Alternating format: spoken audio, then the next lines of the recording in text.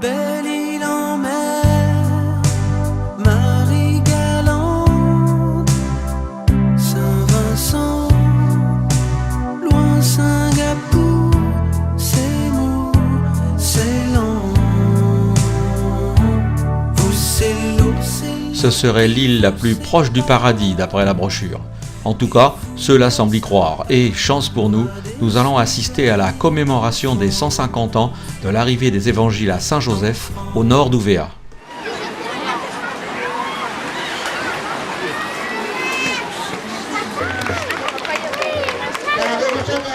Toutes les tribus, tous les clans de l'île sont réunis là. La tribu de Saint-Joseph mène la danse en costume vert.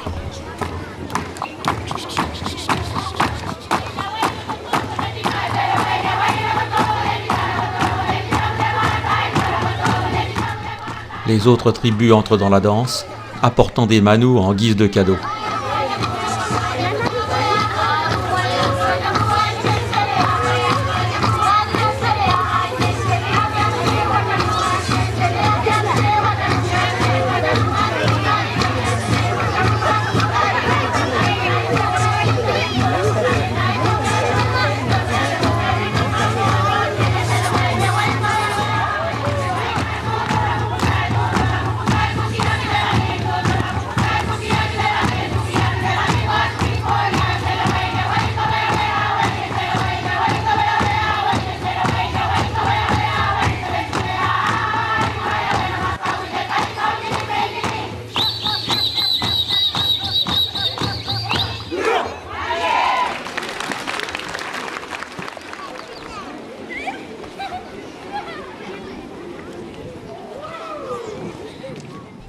La fête va durer tout le jour, toute la nuit, peut-être tout le week-end. Nous allons visiter l'île. Située au nord de l'archipel des Loyautés, l'île conserve son habitat traditionnel.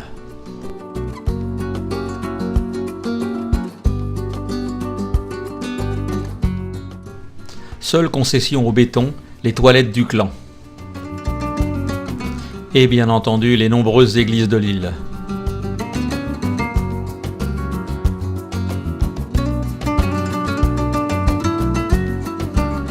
Il n'y a pas d'eau douce à Ouvéa. Pour faire la cuisine, les habitants ont creusé des puits dans le sol et recueillent ainsi une eau saumâtre filtrée par le corail.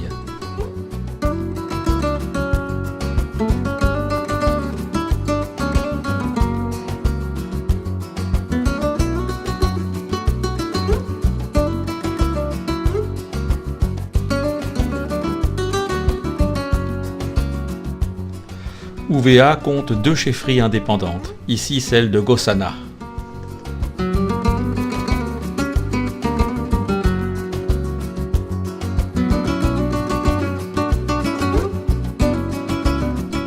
Plus importante, la chefferie de Takedji.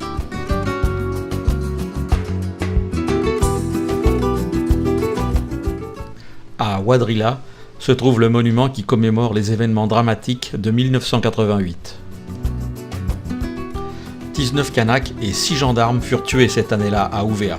L'année suivante, Djibaou, Yewene et Wea trouvaient la mort sur l'atoll. Le paradis n'est pas pour tous à Ouvéa, en tout cas certainement pas sur la côte est.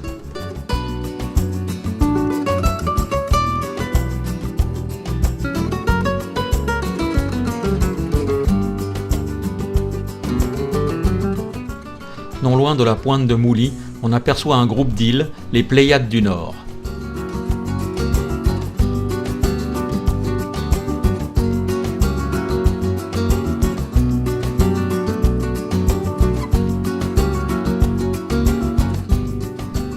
C'est l'un des plus beaux atolls du Pacifique. La côte ouest étire 25 km de sable blanc face au lagon Émeraude. Ici, plus qu'ailleurs, c'est tous les jours dimanche.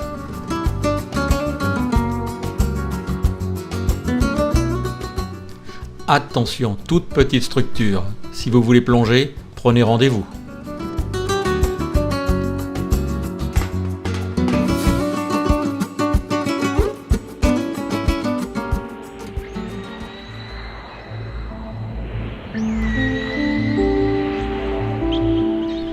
Sous l'eau, Nous palmons en direction de la plus fameuse passe de toute la Nouvelle-Calédonie, la passe du Styx.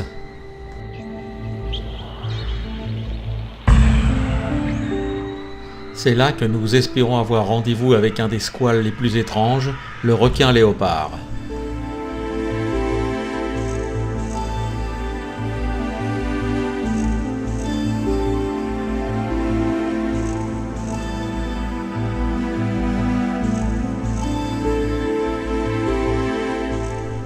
La marée monte, le courant rentre dans la passe, le bateau nous a largués à 200 mètres de celle-ci et nous nous laissons dériver le long du tombant dans les claires eaux océaniques.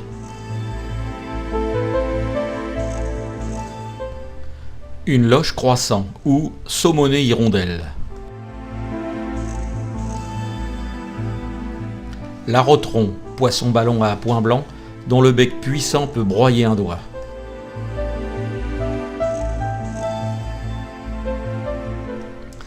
Il est toujours préférable d'aborder les passes avec un courant rentrant.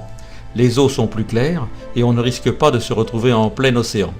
En Nouvelle-Calédonie, les courants de passe ne sont pas trop violents, mais en Polynésie, il est impératif de respecter cette règle.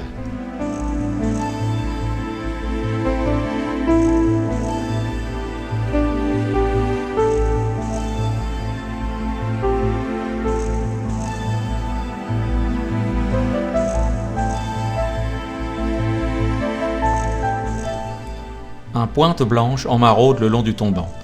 Ce requin de récif n'est pas agressif, mais peut devenir dangereux quand il est dérangé au repos dans une grotte.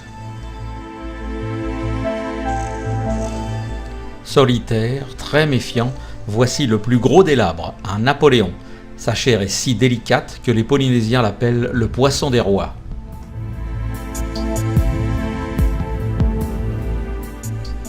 Un coup d'œil dans le bleu nous permet d'apercevoir un requin gris.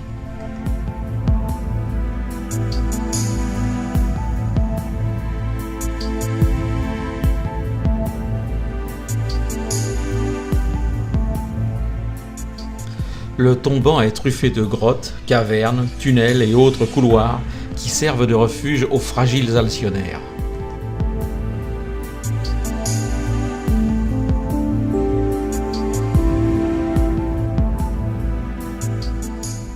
Sous les surplombs, dans les grottes, le courant est moins violent. Les organismes filtreurs, solidement accrochés au substrat, trouvent là des conditions favorables à leur épanouissement.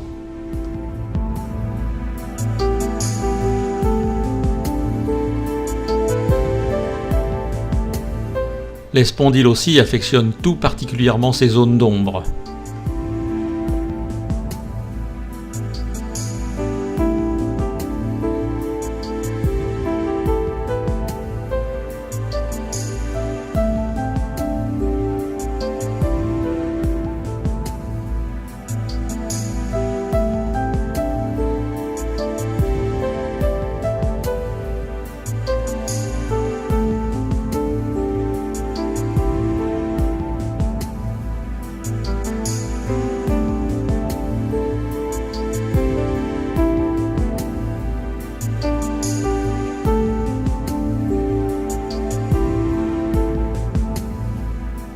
La présence des priacantes annonce l'imminence de la trouée et soudain, le mur de corail disparaît, nous entrons dans la passe.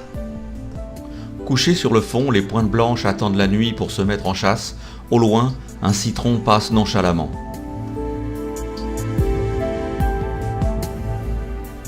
Le requin corail passe la journée immobile sur le fond ou à l'intérieur d'une grotte.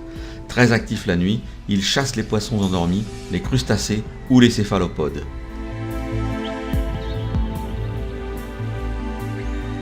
Les passes concentrent un maximum de prédateurs. La nourriture arrive toute seule, car d'énormes quantités d'eau y transitent chaque jour.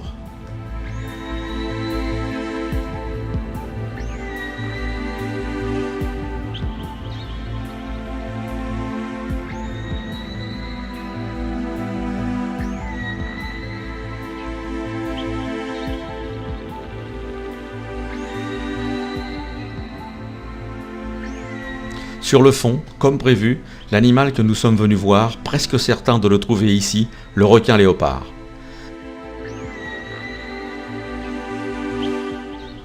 Très facile à reconnaître, grosse tête arrondie, longue queue, silhouette marquée de carènes longitudinales, il est pratiquement inoffensif et on peut l'approcher de très près le jour quand il se repose.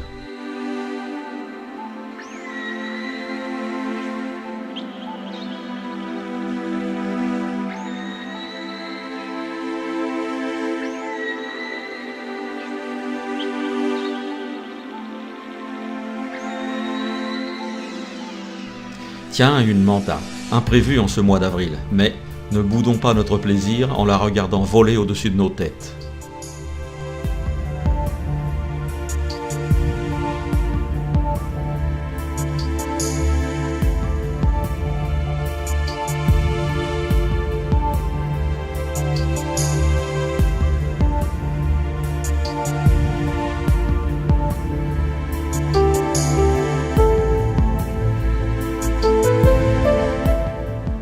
Portés par le courant, nous pénétrons à l'intérieur du lagon. Les eaux y sont moins claires, plus laiteuses. Nous retrouvons toute la petite faune, celle-ci préférant la zone plus calme du platier corallien.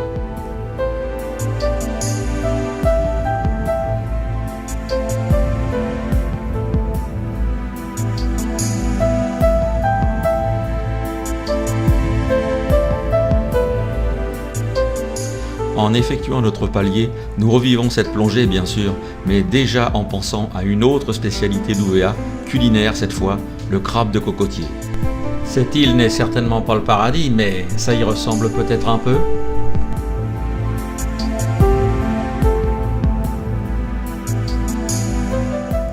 Pour finir, le platier nous offrira deux belles surprises, tout d'abord une rascasse feuille, puis la rare rascasse merlet.